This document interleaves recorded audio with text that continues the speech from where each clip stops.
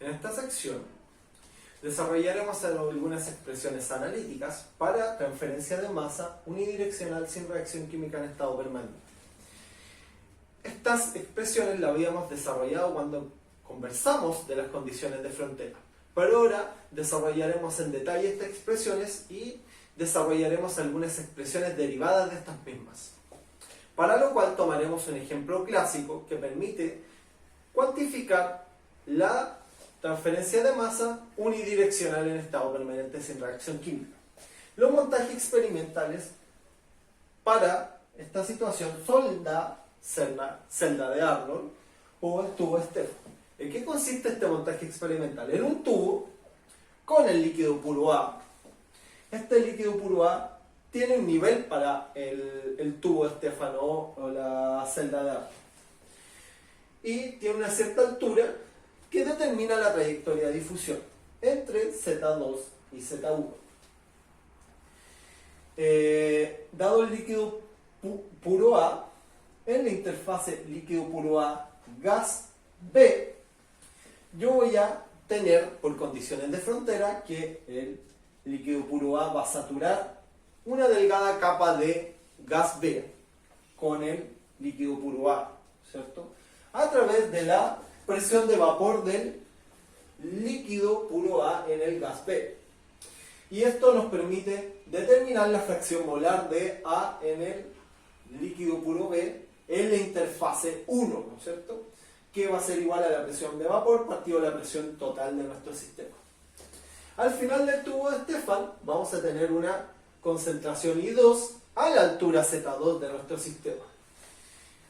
Para poder fijar esta concentración en el punto 2, se hace normalmente fluir el gas puro B en ese punto. Eso permite fijar en 0 la concentración en 2, lo cual determina de manera inequívoca la trayectoria de difusión entre Z1 y Z2 con las concentraciones 1 dada la saturación del líquido puro A en el gas B y en el punto 2 como 0 dada la concentración que tiene ese flujo B que normalmente se fija en 0.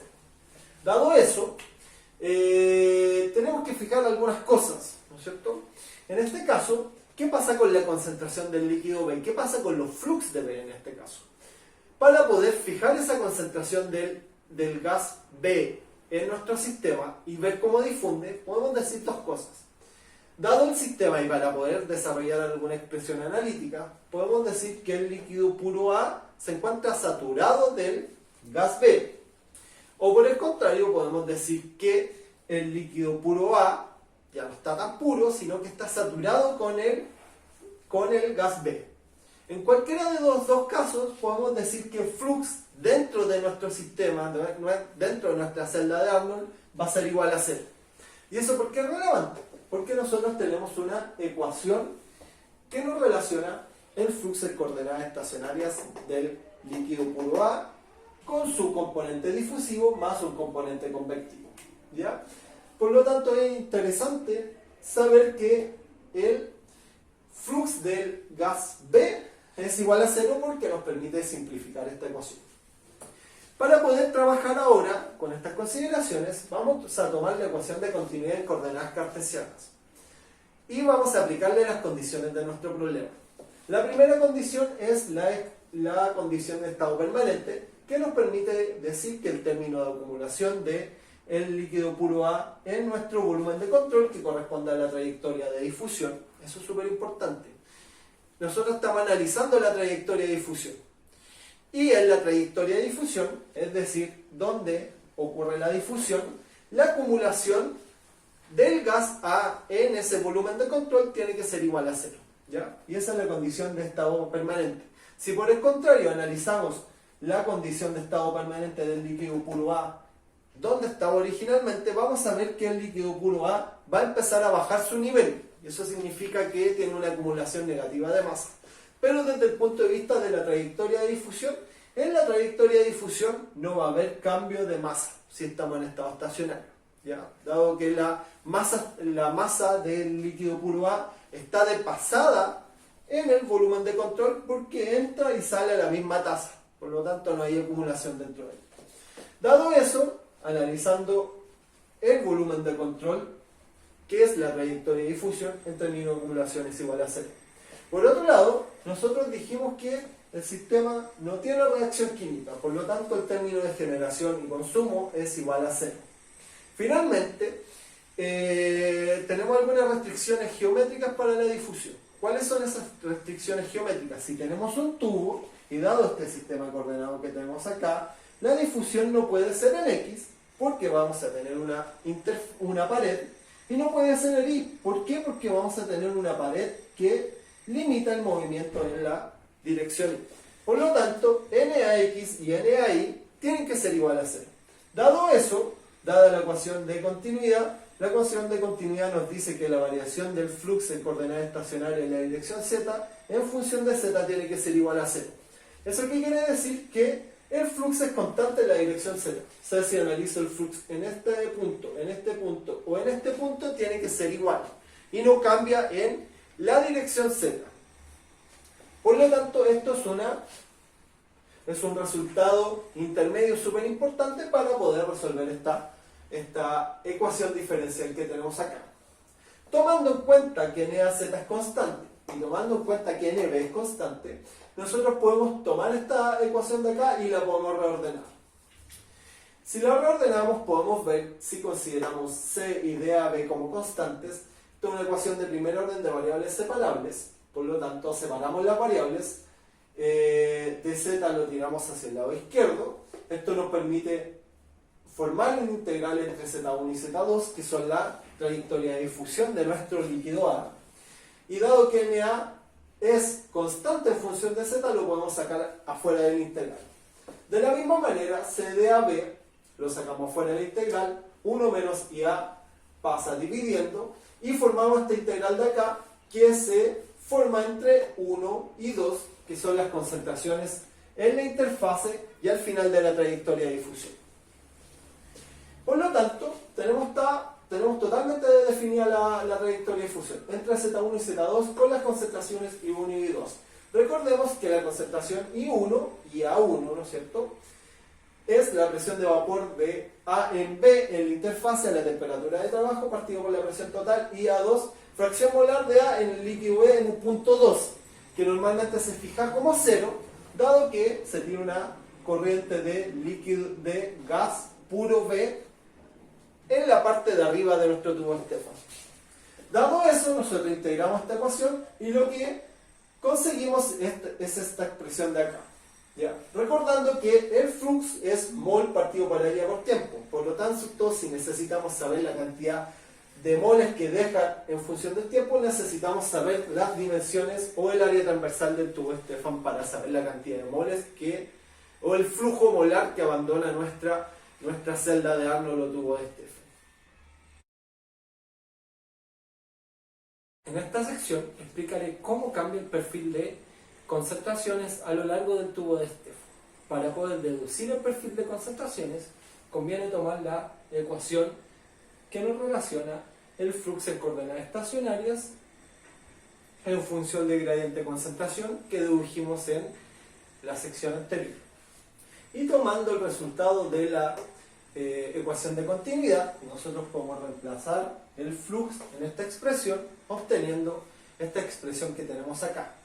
Esta expresión tiene como consecuencia, debido a que la derivada respecto a z es igual a 0, significa que todo lo que está dentro es una constante respecto a z. En forma adicional, tanto c como dAb lo podemos sacar afuera de la derivada. Por lo tanto, queda solamente esta expresión que va a ser constante, que es lo que tenemos escrito acá. Por lo tanto, 1 partido por 1 menos IA por B y A de Z tiene que ser una constante. Dicha expresión la podemos integrar dado que es una ecuación diferencial de primer orden de variables separables, por lo tanto lo podemos integrar de esta manera, dando esta solución general, la cual se puede resolver considerando estas condiciones frontera. Nosotros sabemos que a la altura Z1 del tubo de Stefan hay una concentración I1 y para la altura Z2 existe una concentración I2. Al aplicar estas condiciones de frontera y resolver el sistema de ecuaciones, podemos encontrar los valores de C1 y C2. dejando expresada la concentración en función de la altura, obtenemos esta expresión de acá. Esta expresión de acá nos habla cómo cambia la fracción molar a lo largo del tubo Stefan en función de la altura. Si nosotros dibujamos Z en función de la concentración, donde Z1 es el nivel que está en contacto con el agua, por lo tanto tiene la saturación, y A1 correspondiente a la presión de vapor partido por la presión total, esto corresponde al inicio de la trayectoria de difusión desde la interfase agua, o sea, desde la interfase líquido puro A, gas B. Desde este punto, desde el punto Z1 hasta el punto Z2, donde se ingresa la corriente de gas puro B, tenemos una concentración IA2, que es una concentración más baja porque la difusión es de Z1 hasta Z2.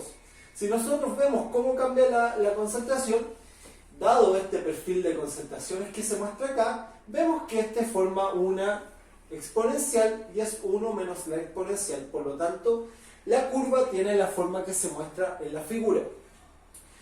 Y esta curva es consecuente con que nosotros dijimos que NA es constante en función de Z. Por lo tanto, si nosotros derivamos esta expresión, deberíamos encontrar que esta tiene un valor constante igual a NA para cada uno de los puntos que se da en Z. Por lo tanto, este es el perfil de concentración que se puede encontrar a lo largo del tubo Stefan, y que obviamente es susceptible y puede variar levemente en función de las concentraciones y las alturas dadas para el problema. En esta sección desarrollaremos una expresión analítica para un proceso de transferencia de masa sin reacción química unidireccional y en estado pseudopermanente. En estado pseudopermanente nos especificaremos a qué se refiere esa situación. Para poder estudiar esta situación, tomaremos la celda de Arnold o tubo Stefan, cuyo nivel lo vamos a cuantificar a partir de una referencia que está en el fondo del tubo. Dada esa referencia, la altura del tubo va a tener una altura Z2, el nivel inicial del líquido va a tener una altura Z1, y después de cambiar del intervalo de tiempo T a 1 T asterisco, el nivel del líquido puro bajó de Z1 a Z3. Por lo tanto, hubo un proceso de transferencia de masa que produjo que el nivel del líquido A bajara. Para poder llevar a cabo el análisis del tiempo que se demora en evaporarse esa cantidad de líquido, nosotros haremos un balance de masa. Es importante notar que ese balance de masa, dado que nuestro interés es la velocidad con que se está bajando el nivel del líquido, nosotros vamos a hacer y vamos a considerar un volumen de control que en este caso es el líquido, no es la trayectoria de difusión como lo habíamos hecho en las secciones anteriores. Por lo tanto, si hacemos un balance sobre nuestro volumen de control que tenemos marcado en rojo, nosotros sabemos que va a haber un término de acumulación, una entrada, salidas y un término de generación y consumo. Producto que en el líquido A no hay reacciones químicas, porque el líquido A no reacciona, el término de generación o consumo va a ser igual a 0. Debido a que nos está alimentando de manera continua el líquido A la celda de Arnold, la entrada va a ser igual a 0. Por lo tanto, nos va a quedar el término de acumulación de líquido en nuestra celda de Arnold va a ser igual a menos la salida. Por lo tanto, el líquido se está evaporando, el balance de masa nos está refiriendo a eso. Primero vamos a desarrollar el término de acumulación. El término de acumulación, como siempre, es la variación de la masa en función del tiempo. La masa de nuestro sistema es el volumen del líquido dentro de la celda de Arnold por la densidad del líquido A. Por lo tanto, si consideramos que esto es un tubo, el volumen de nuestra celda de Arnold va a ser la altura de la celda por el área transversal. Debido a que el área transversal es constante a lo largo de la celda de Arnold y la densidad del líquido también es constante, al aplicar el diferencial a esta expresión, nos va a quedar que el término de acumulación es igual al área transversal de la celda de Arnold por la densidad del líquido, eso es súper importante. Esta densidad que aparece en esta expresión se refiere a la densidad del líquido que se está evaporando, porque de nuevo el foco está en el balance de masa del volumen de control. Es igual a la variación de altura respecto al tiempo, donde la altura nos indica, está indicada bajo la referencia de la altura del líquido, y esta va a tener un valor positivo. A medida que va bajando el nivel, la altura va a ir bajando, ¿no es cierto? Y podemos referenciar bajo esta misma referencia las alturas de los líquidos para la ecuación de difusión en la celda de agua. Dado eso, tenemos listo nuestro término de acumulación. Para la salida, anteriormente nosotros habíamos desarrollado, dada una altura Z1 del líquido y la altura Z2 de la celda de Arnold, habíamos desarrollado una expresión que nos permitía calcular el flux en esa celda de Arnold en función de Z, entre la diferencia entre Z2 y Z1, la concentración, el coeficiente de difusión y el logaritmo de 1 menos I2 menos I1. Dada esta expresión de acá, y sabemos la cantidad de moles que están abandonando esta superficie, porque conocemos NaZ, podemos estimar la cantidad de moles que está abandonando nuestra superficie de control, que corresponde exactamente a la cantidad de masa que está saliendo del líquido puro A. ¿Y cómo hacemos esa transformación? Tomamos el flux, lo multiplicamos por el área, eso nos va a entregar la cantidad de moles que pasan en determinado tiempo, y esa cantidad de moles en determinado tiempo lo multiplicamos por el peso molecular de A. Eso nos entrega la cantidad de masa de A que está dejando nuestro volumen de control, y eso va a corresponder al término de salida de nuestro balance de masa. Entonces ya tenemos listo todo nuestro elemento, el elemento de acumulación y el elemento de la salida dentro de nuestro volumen de control, que las cuantificamos a partir de las leyes de transferencia de masa que habíamos deducido anteriormente. Dado esto, nos quedan algunos términos que no quedan completamente establecidos. Por ejemplo, el término de logaritmo de 1 menos I2 partido por 1 menos I1. Para poder establecer la naturaleza, podemos suponer la suposición de estado pseudopermanente. Esta es una suposición un poco ambigua. El estado pseudopermanente nos dice que las cosas cambian, pero que algunas otras cosas permanecen constantes. En este caso, lo que vamos a suponer es que, a pesar de que la interfase del líquido va bajando, las concentraciones en la interfase líquido-gas B permanecen constantes. ¿Eso qué quiere decir? Que si yo comparo la concentración en la fase gaseosa en la interfase, en el instante t, yo voy a tener una concentración o una fracción molar I1, y si hago lo mismo para el intervalo de asterisco, que le corresponde a una altura Z3, va a tener una concentración I1 asterisco. Dado que estamos en estado pseudopermanente, vamos a suponer que I1 va a ser igual a I1 asterisco, es decir, la concentración en la interfase lado-gas para el líquido puro A va a ser constante, independiente del tiempo.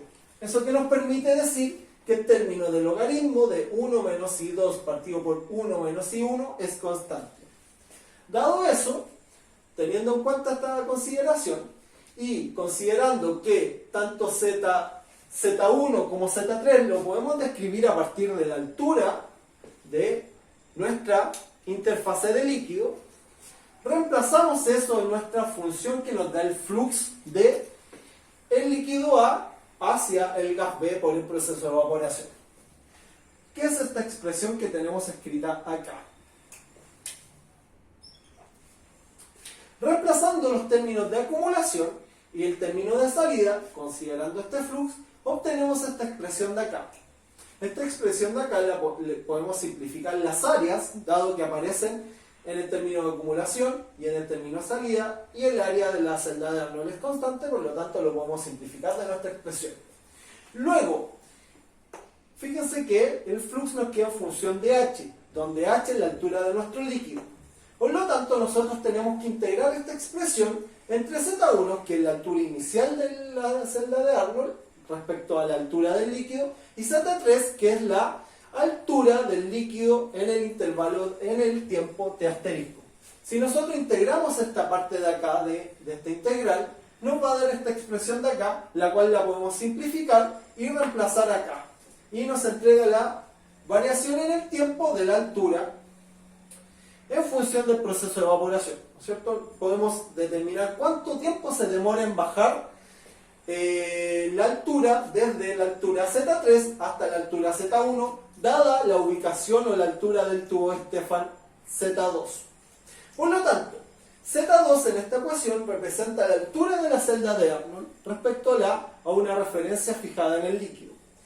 Z3 va a ser la altura final de nuestro líquido después del proceso de evaporación. La altura Z1 del líquido es la altura inicial. Y finalmente, T es el intervalo de tiempo que se demora en pasar desde la altura Z3 a la altura Z1. Recuerden que la densidad que aparece en esta expresión se refiere al líquido puro A y no a la densidad del gas, ¿ya? Y eso es súper importante que lo tengan en cuenta porque esa densidad proviene de un balance de masa del volumen de control que considera como volumen de control el líquido que se está evaporando.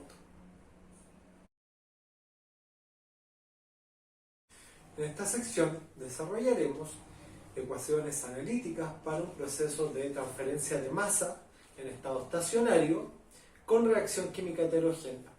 En este caso cambiaremos la geometría en la cual estudiaremos nuestro problema y la estudiaremos en una geometría esférica, para lo cual tomaremos como ejemplo la reacción heterogénea de combustión entre el carbono y el oxígeno para formar monóxido de carbono.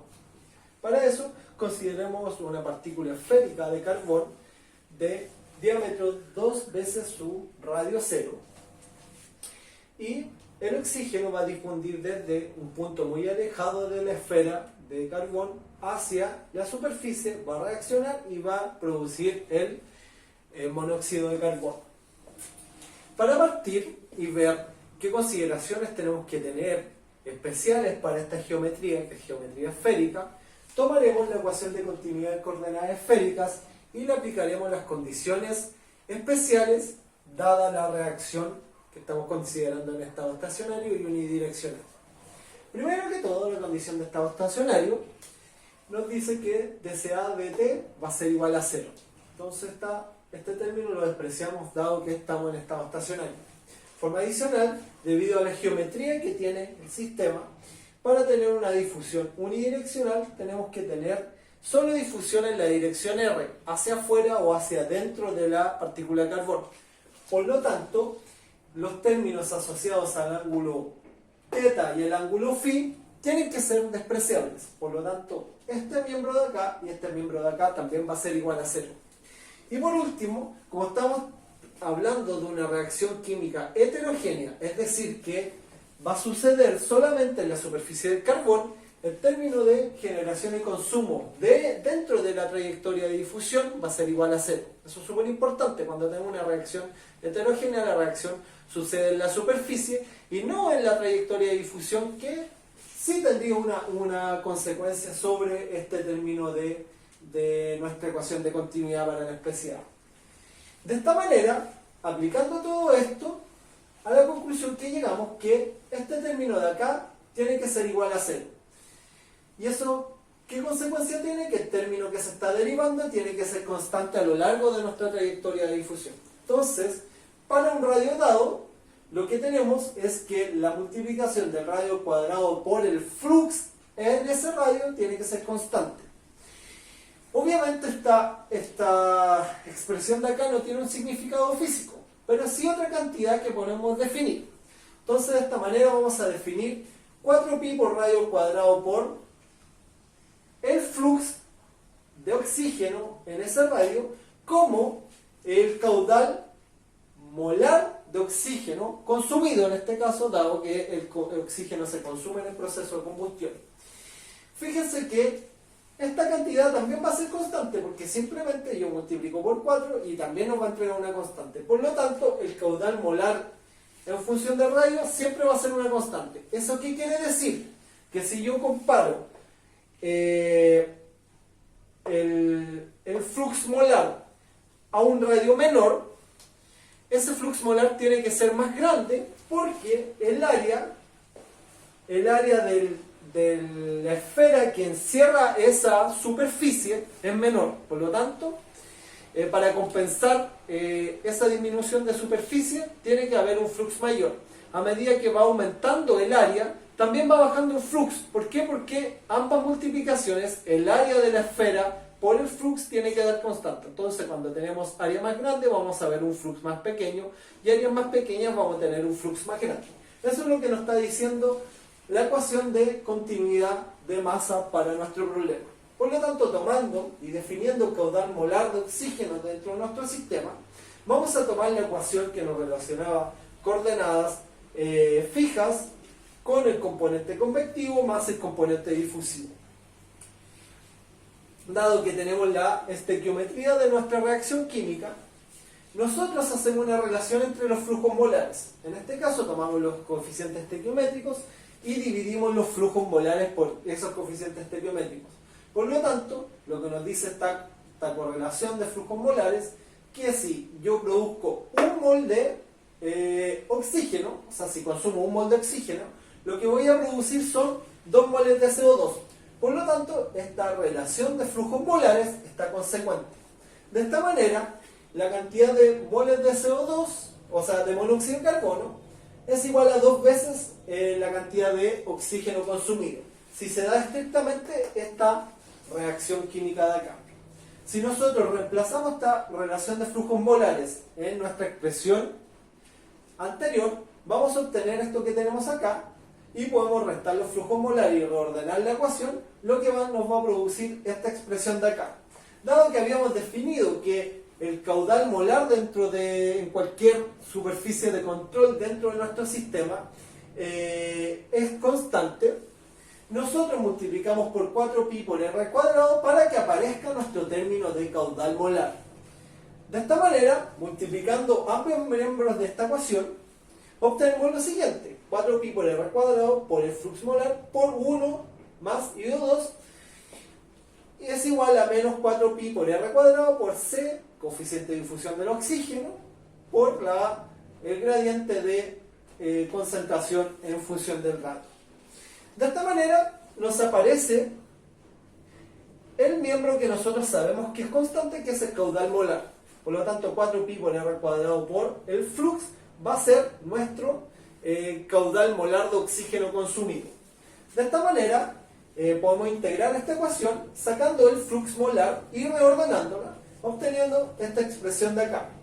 El flujo molar de oxígeno consumido es igual a la integral entre R infinito, que es el final de la trayectoria de difusión, por R0, que es el radio de mi partícula de carbón,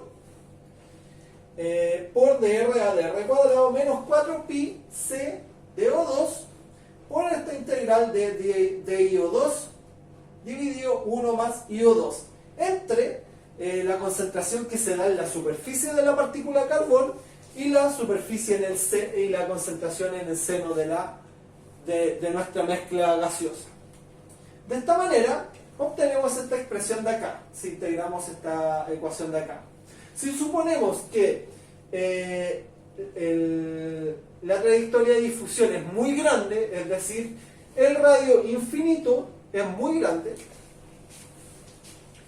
eso hace que este término de acá se haga cero, porque este término muy grande se hace cero. Por lo tanto, nosotros en este caso no es necesario que sepamos esta distancia de acá para poder resolver analíticamente esta ecuación. Por lo tanto, esto nos va a quedar menos WO2 por menos 1 partido por R0.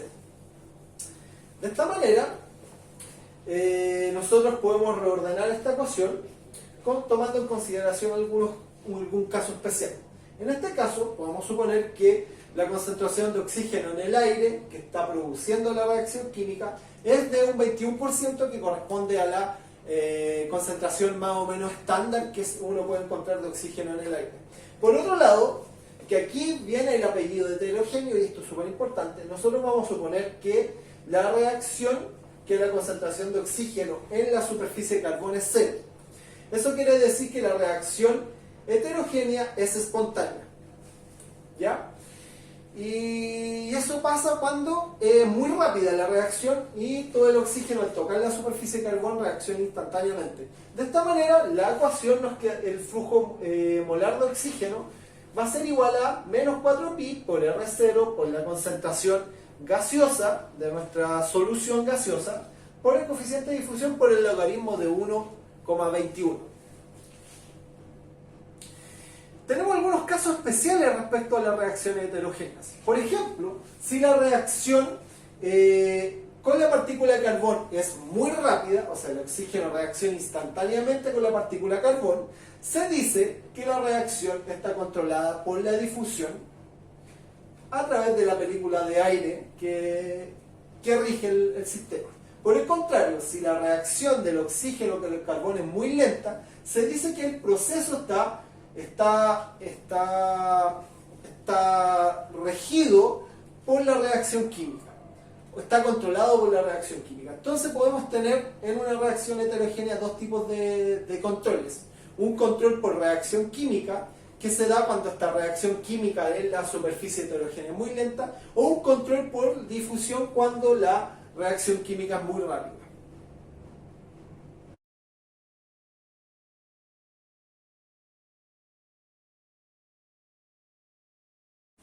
En esta sección desarrollaremos una expresión analítica para la transferencia de masa unidireccional en estado pseudopermanente con reacción química heterogénea.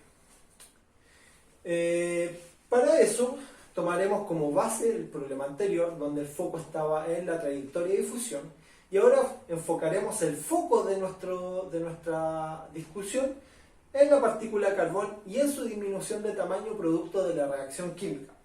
Para eso consideraremos que originalmente, en el tiempo cero, la partícula de carbón tenía un radio R0 y producto de la reacción química su radio disminuyó a un tamaño R. Producto de eso, las condiciones de frontera del carbón reaccionando con el aire no cambian en función del tamaño. Y eso es parte del supuesto del estado pseudopermanente. Y esto tiene como consecuencia que el caudal molar de consumo de oxígeno solo depende del tamaño R. Es decir, tomando en cuenta esta ecuación de acá, la única variable es R, producto de que las concentraciones en las condiciones de frontera no cambian en función del tamaño. A eso nos referimos con estado pseudopermanente. Por otro lado, para tener correlaciones que nos puedan ser útiles en el desarrollo de la expresión para la disminución de tamaño de la partícula de carbón, vamos a hacer correlaciones de los caudales molares. Tomando en cuenta la estequiometría de la reacción, el caudal de consumo de carbón, partido en 2, tiene que ser igual al caudal de oxígeno e igual a menos el caudal de monóxido de carbono partido en 2. Esto es porque el monóxido de carbono es un producto y el carbón y el oxígeno son reactivos. Y uno los divide de manera tal que los caudales producidos o consumidos sean consecuentes estequiométricamente entre ellos y en las cantidades adecuadas. Tomando en cuenta esta correlación, lo que llegamos a la conclusión que la cantidad de carbón consumido en forma de caudal es igual a 2 veces el caudal de oxígeno consumido.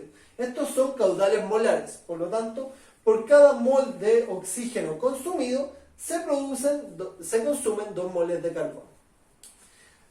Ahora, tomando un balance de masa como volumen de control la partícula de carbón, tenemos que la acumulación de carbón dentro de la partícula es igual a la salida menos la entrada más un término de generación o consumo de carbón dentro del volumen de control. Producto que dentro del volumen del control no reacciona el carbón, el término de generación y consumo tiene que ser igual a 0. Recordemos que como esta reacción que estamos estudiando es una reacción heterogénea, sucede en las superficies del volumen de control. Por lo tanto, el término de generación y consumo tiene que ser igual a cero porque ese término está asociado al volumen de control. Por lo tanto, lo despreciamos. Además, nos damos cuenta de que no entra carbono en nuestro volumen de control, sino que la partícula se consume. Por lo tanto, la acumulación va a ser igual a la salida de carbón dentro de nuestro volumen de control.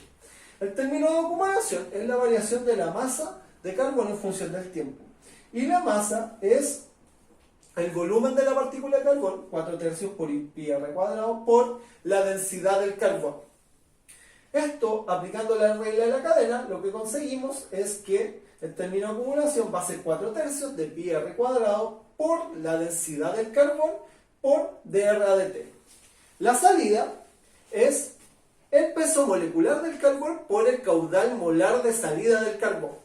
Producto de que hay una relación entre los caudales molares de oxígeno y carbono, y dado que conocemos una expresión para el caudal molar de oxígeno que dedujimos de la sección anterior, nosotros podemos decir que la salida de carbón dentro de nuestros sistemas es el peso molecular por 2 veces el caudal de oxígeno consumido. Tomando en cuenta esta expresión y tomando en cuenta la expresión de la sección anterior, reemplazamos todo nuestro balance de masa. Por lo tanto, el término de acumulación lo tenemos escrito acá y el término de salida lo tenemos escrito al lado derecho. Podemos simplificar algunos términos de esta ecuación, como el 4, el pi y uno de los r's que tenemos al lado izquierdo. Al reordenar esta ecuación, obtenemos esta expresión que está acá, la cual es una ecuación diferencial de primer orden de variables separables, la cual la podemos integrar entre R0 y R, donde R0 es el radio inicial y R es el radio final, y T es el tiempo que se demora en llevar a cabo esa transformación.